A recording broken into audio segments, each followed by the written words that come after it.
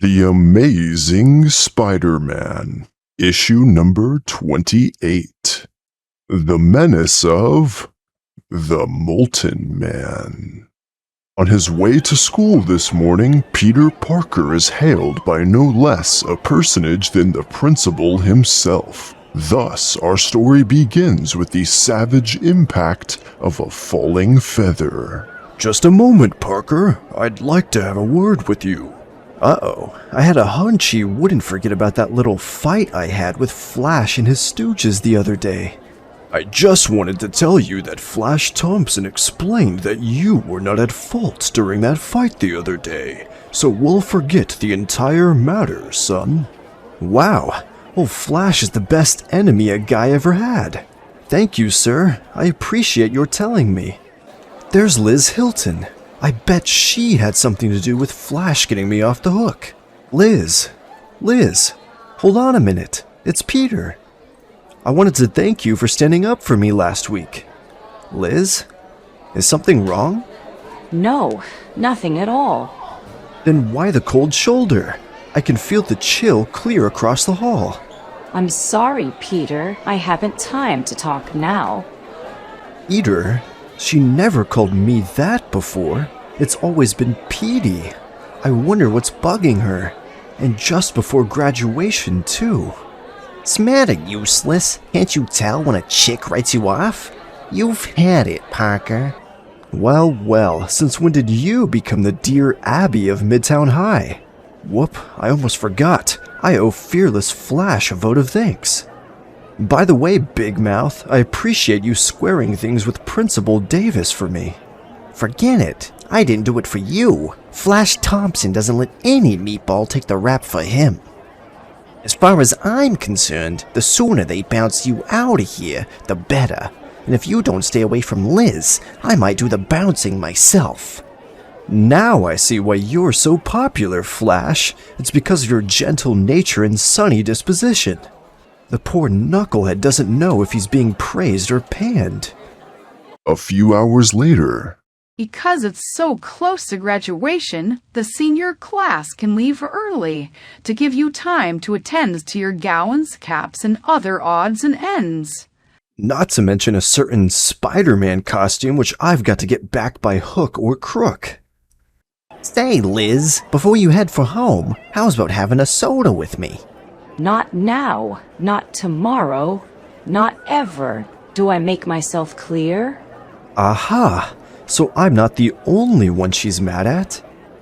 There's something bothering Liz, but I can't worry about it now. This is my chance to try the little plan I've been hatching.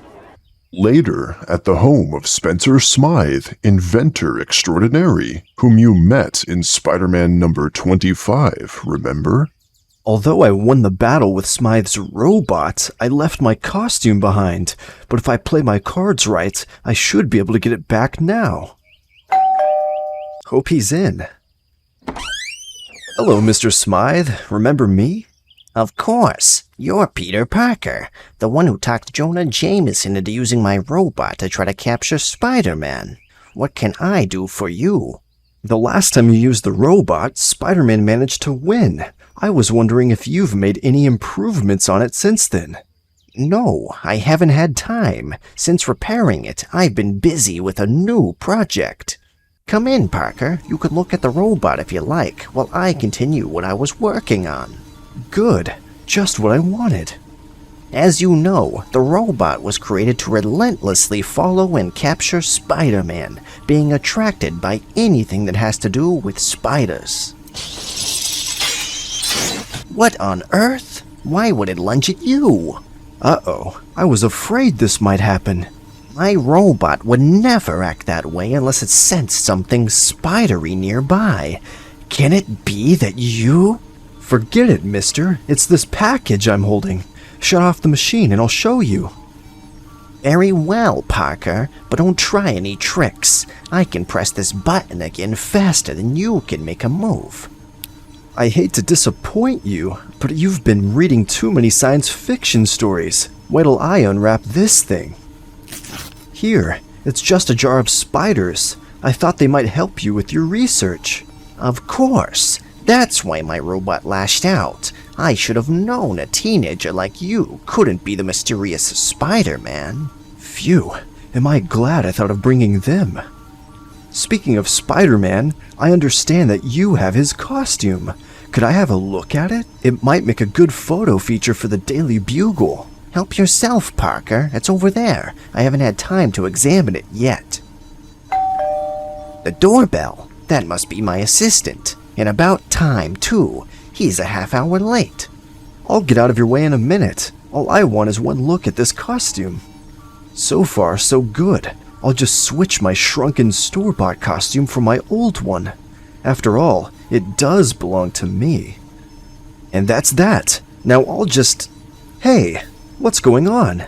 But you can't walk out on me now. I supplied all the money, all the equipment. The whole idea was mine. So what? We worked on it together, didn't we? I'm taking my share and selling it to the highest bidder, and you can't stop me. I never did trust you, Raxton, but this time you've gone too far. I won't let you do it. Look, Smythe, this liquid metal alloy is worth a fortune, and I'm not waiting any longer to get my share. Now get out of my way. But it's still untested. What if something should go wrong? Don't you understand? Ugh. Sure I understand. While you stay here and test it, I'll be living off the fat of the land with my share. I said get out of my way. That'll show you I'm not kidding. If you want more, just ask for it. I'd better help Smythe stop him. I should be able to do it without giving away my spider power. After all, he's just an ordinary guy. I won't let you do it. It belongs to me. You are not robbing me of my work. You crook. You won't get away with this. Oh no? Just watch me. Hold him, Mr. Smythe. I'll help you. But at that split second, Oh no! When he bumped into the control panel, he must have activated the robot again. It's grabbing me. And I've no bottle of spiders as an alibi this time. When you wake up, Smythe, you can start making some more liquid metal alloy because you'll never see this batch of it again. Ah, blast it. The weight of the glass jar is throwing me off balance. I'm falling. The jar struck the wall. It broke. The liquid is all spilling out. This means we both lose. It was the only batch we produced. We'll have to start all over again. but then the sight which greets Peter Parker's startled eyes is so incredible the teenager momentarily forgets his own predicament. The alloy covered Raxton from head to foot. But now what's happening? The metal alloy has been absorbed by my skin. This is horrible. What have I done to myself? So shocked is the man called Raxton that he fails to notice Peter Parker as he walks past him, his dazed mind only centered on his own strange plight. I feel as though the alloy is sinking right into my bloodstream. Smythe said it was still untested. How will it affect me? I've got to forget Raxton and find a way to free myself before Smythe recovers. This time he'll be sure to guess who I really am. I have to leave. I'll get to a doctor or a hospital if there's still time. I know my spider strength can't free me from these specially made steel bands because I've tried it before. So it's all up to my little web shooter now. Man, am I glad I've spent hours practicing my marksmanship with this thing. I did it. I shut off the power. And just in the nick of time, Smythe is coming too. Raxton, I've got to stop Raxton. Looks like you're too late, Mr. Smythe. He knocked you out and made his escape before I could stop him. But he didn't get away with your alloy. Not in its glass jar, anyway. It spilled all over him. Oh no! All my months of work down the drain. You're still groggy from that blow. Give me Raxton's address and I'll contact the police and tell them where to find him. Sure, I'll give you his address. But what difference does it make? The alloy is all gone now. All that work, all those long, weary hours wasted. Meanwhile, a few blocks away. Strange. I don't feel any pain. The alloy doesn't seem to be hurting me. Hey, move it, Mac. You're blocking traffic. You dumb-looking creep. Don't you know better than to do your daydreaming in the middle of the road? Who do you think you're calling a creep? Then, almost without conscious thought, the molten-skinned man lashes out in rage, striking at the object nearest him. Nobody talks to me like that. Then, slowly, staggeringly, the awesome realization dawns. I buckled this steel hood with my bare hands. The metal alloy. It's given me some form of super strength. Even though my fingers are still flexible, they have the power of solid metal. I can use them like weapons, without feeling any pain. Ha! That frightened fool leaped out of his car and ran off. Let him go. Let them all go. They can't harm me. I've become an actual molten man. I can do anything, take anything. I've been given power, power beyond my wildest dreams. Everybody, out of my way. From now on, you'll run when you see me coming. No one can stand up to the Molten Man. But, a few blocks away, a colorful figure effortlessly swings overhead, supremely confident in his dramatic original costume. Now that Smythe told me where Raxton lives, I'll head for his apartment and see if he's reached there yet. Wow, what happened down there? I heard the crowd mention a man with molten skin. Can Raxton have done that? Seconds later, The eyewitnesses claimed some guy with molten skin plowed through the street like a Sherman tank. Brother, how do we report a thing like that to the precinct? and in a nearby alley. Too many cops around. I'll stay out of sight till I make some plans. That hat will help me to escape being noticed. If I keep in the shadows, I should be able to make it home without any trouble. Made it! Now I'm really safe. Safe to make my plans. To figure out a way to cash in on my newfound power. It was a 1 in a million accident that gave me this chance, and I'm not gonna do anything to blow the bit. I've got to dream up a really big crime, one that's worth all my power. But first, I'll find a hideout before Smythe sends the police here. Hold it, Raxton, you're not going anywhere. Spider-Man, what are you doing here? Oh, just hanging around. Look, suppose you save us both a lot of trouble by giving yourself up. There aren't any real serious charges against you, but there may be if you keep running around town wrecking things. You fool! You don't suspect my strength. Even you can't stop me. I've got the power of molten metal. You should have told me sooner. I'd have baked a cake. I hope I can stay out of his way. I don't want to go to graduation with bruises on my face. Say, he's not kidding with that punch of his. Look, Raxton, smashing up the place isn't going to do any good. Suppose we talk this over. Huh, I knew it. You're scared. You're trying to get out of it. Me? Scared?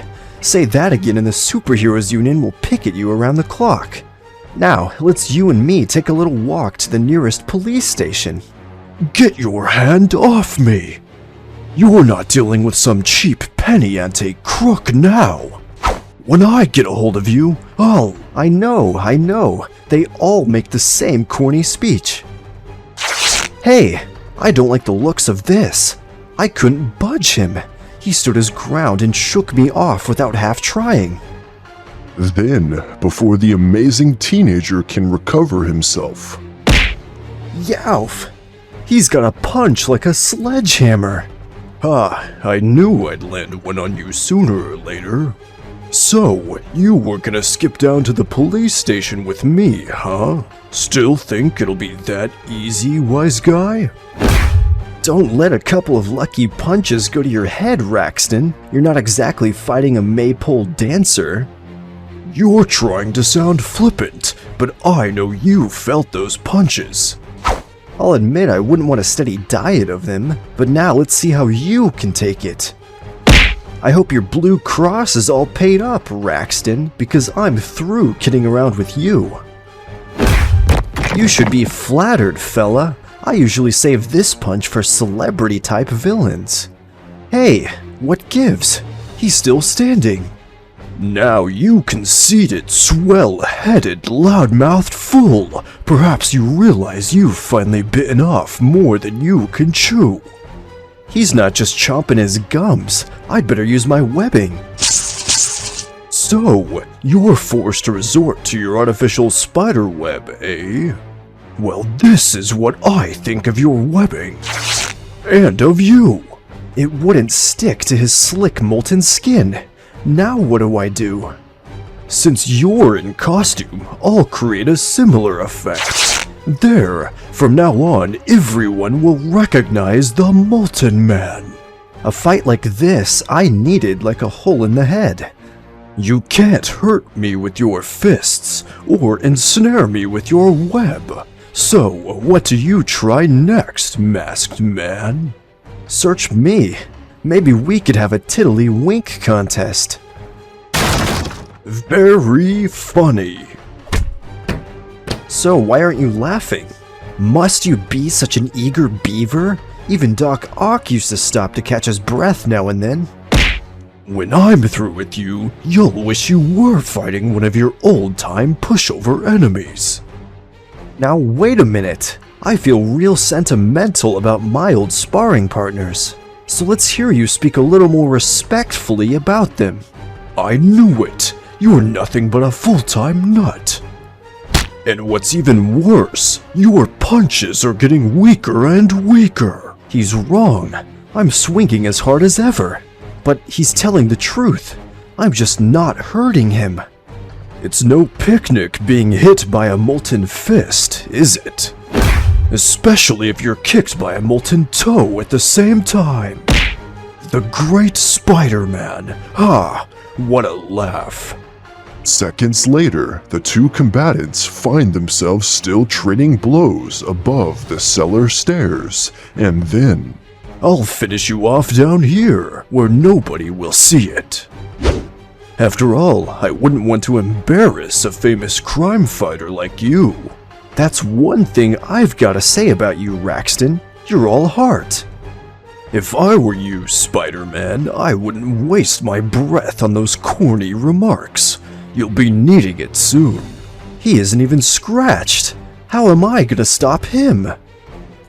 No sense wasting my spider strength punching him. I'll just use my spider speed to dodge his blows. All I have to do is connect once more, and you've had it, mister. He'll never connect while I have my speed. That light bulb gives me an idea. A penny saved is a penny earned, so let's not waste electricity. And now, Raxton, let's see how well you fight in the dark. I can't see. Is that so? What a pity. Too bad you don't have a swingin' spider sense to guide you. Now I'm really in my element. First thing I'll do is make a rope of extra thick webbing. And then I'll tippy-toe up right behind Raxton, just as quiet as a little mousey. And now, grabbing his feet with my deft, dexterous, dazzling digits, I'll hogtie him easy as pie. You shouldn't have reached over here to grab me. I had this little loop all waiting for you. There, no matter how slippery your skin is, if I pull those knots tight enough, you've had it, chum. I suppose you think I'm helpless now, huh? Heavens no, you can still flutter your eyelids. Now give your tonsils a rest while I drag you out of here. He is slippery. While I was hauling him up the steps, he was loosening my webbing again. Hold it, golden boy. You're not wiggling out of that webbing a second time. There, your helpful old Spider-Man will make it all nice and snug again. Say, you ought to do something about those calluses. Maybe the laundry detergent you've been using is too harsh. Ha, I thought you'd get careless and overconfident. Now it's my turn. Oof. I'll keep slamming you around until you get that webbing off me. What's wrong with you? Haven't you enough sense to know when you are beaten? If I had any sense, would I be in a business like this? Okay, I guess I've waited long enough. Waited? For what? What are you talking about? You mean there's something you don't know? Well, I'll enlighten you, Raxton. I was just letting you toss me around while I waited for my webbing to harden. And now even you can't get loose. Footsteps. Sounds like someone's coming. You're not just gonna leave me here like this, are you? Don't worry, Raxie. You won't be lonely. They say the police are real good company. Minutes ago, I was on top of the world. And now, I don't get it. This is where Smythe said we'd find that guy who... Hey, look at that! Sorry I don't have time to stay and chat with them for a while, but I'm in a hurry. I wonder how many other fellas in my profession have to hurry home in time for their high school graduation. Thus, a short time later, at the happy, humble, mortgaged home of Peter Parker. Aunt May, aren't you ready yet? The graduation ceremony starts in a little while. You run along, Peter, dear. I'll be going with Mrs. Watson in a half hour. I know you have to be there early in order to get all prepared for the big moment. Oh, Peter, your Uncle Ben would have been so proud of you. My little boy, graduating with honors. Well, if your little boy doesn't get going, he's liable to miss the whole thing. Don't be late now, here. To my own nephew's graduation? Oh, Peter. And then, at Midtown High, the big moment finally arrives. You know, I automatically feel 200% smarter with this crazy pancake on my dome. I always said you had a flat head, Charlie, and now we know it. All right, students, it's time to assemble. Single file, please. Look, May, there he is. It's Peter. Oh, isn't he handsome? Let's wave to him, dear. There's Aunt May and Mrs. Watson, but Betty Brant isn't here. She must be more angry with me than I thought. We'll spare you the exact text of Principal Davis's speech because it's pretty much like every other high school graduation speech, except for this part. And now, I'm proud to announce our 2 scholarship awards to Empire State University here in New York City. For proficiency in athletics, our winner is Flash Thompson. Yippee! And for achieving the highest scholastic average in our school's history, a science scholarship is awarded to Peter Parker. I did it! This means I can go to college. Free! Gosh, it's like a dream come true. Boy, the chicks'll go ape over old Flash now. Our guest speaker is that great civic leader and journalist, Mr. J. Jonah Jameson, publisher of the Daily Bugle. Heck, they're making us get our diplomas the hard way. Ahem. Unaccustomed as I am to public speaking, I shall nevertheless tell you about myself when I was young to inspire you to reach my pinnacle of greatness. Someone give me an aspirin. I'm gonna be sick. You'll need more than one. He gets worse as he goes along. Is that a smile, or is he wearing a fright mask? Gosh, Liz is still down in the dumps. I've never seen her that way before. I wonder what's wrong. Luckily, all things come to an end, even speeches by J. Jonah Jameson, and so, when the commencement is finally over. The only thing that would have made everything really perfect would have been if they had Spider-Man to make that speech instead of old Prune-Face. Peter, dear, I just can't tell you how proud I am that you won the science scholarship. This means you'll be able to have the college education you've always dreamed of. I can't wait to dash home and tell my daughter Mary Jane about it. She'll be so thrilled. That's all I need. Another girl in my life to complicate things even more. And I'll never be able to repay you for all you've done to help me, Aunt May. Life hasn't always been easy, Peter, since her Uncle Ben died, but somehow this makes all the sacrifices seem so worthwhile. There's Parker. He sold some photos to a rival paper the other day. I've got to win him back to the Bugle again. Well, hello there. Peter, my boy, you're a credit to the Daily Bugle. I knew you'd justify the faith I always had in you. Grumph, how did you all like my speech? You, were in fine voice, Mr. Jameson. Oh, you're the nice man that Peter sells those news photos to. I'm his Aunt May. His aunt? I thought you were his sister. Yes, indeed. Now I see where Peter gets his charm and good looks from. Why, Mr. Jameson. Please, just call me JJJ. Excuse me a minute, folks. There's someone I have to see. Yeesh, Jonah's even more revolting than when he tries to be nice.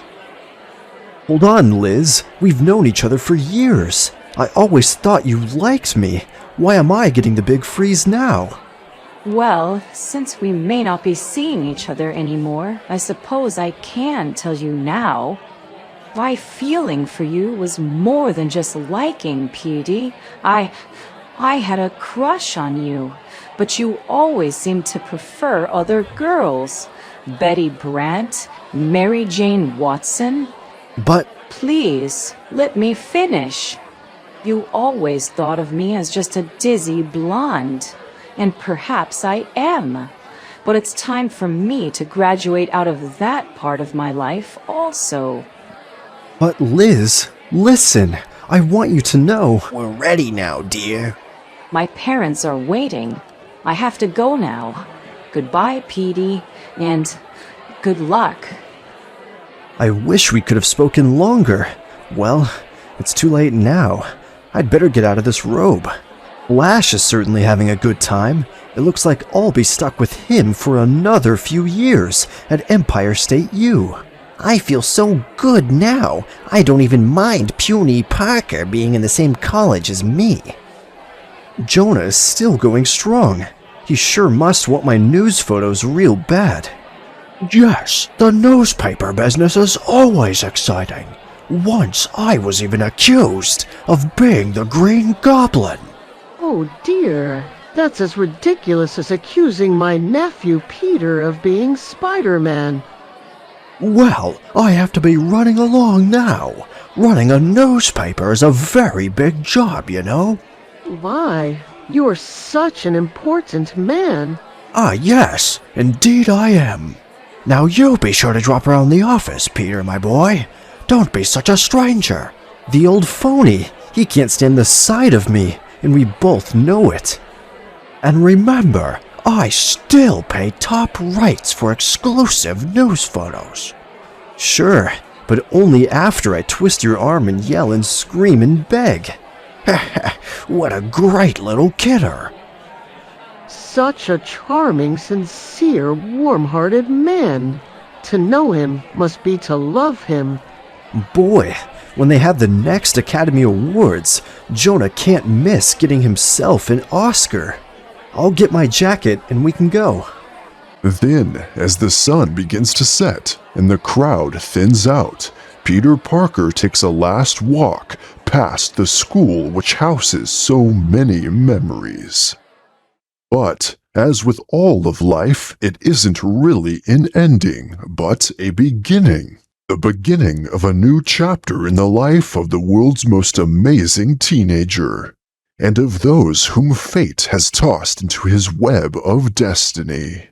Next issue, two familiar faces return from the past. One is the Scorpion, and the other you shall see when your eager eyes behold the wonderment that awaits you in Spider-Man number 29. See you then. The end.